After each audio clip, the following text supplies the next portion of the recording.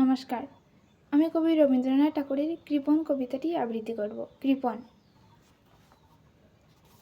আমি ভিক্ষা করে ফিরিতেছিলাম গ্রামের পথে পথে, তুমি তখন চলিতেছিলে তোমার স্বর্ণরথে।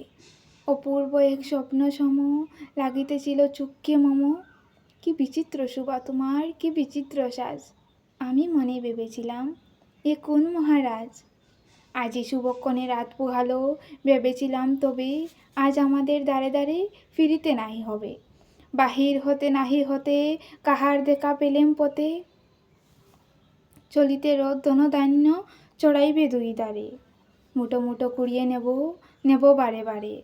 দেখি সহসা রথ থেমে গেল আমার কাছে এসে। আমার মুখপানে চেয়ে নামলে তুমি হেসে।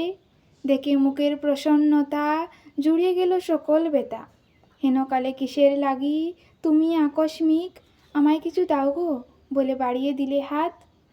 মরি একই কথা রাজাধিরাজ, আমায় দাও গো কিছু। শুনে কোনো কালের তোরে রইনু মাথা নিচু।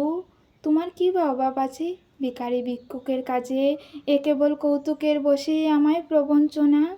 ঝুলি হতে দিলাম তুলে একটি ছোট্ট কণা, যবে পাত্রকানি গড়ে এনে উজাড় করি। একই ভিক্ষা মাঝে একটি ছোট্ট সোনার কণা দেখি। দিলাম যা রাজ ভিখারিরে স্বর্ণ হয়ে এলো ফিরে।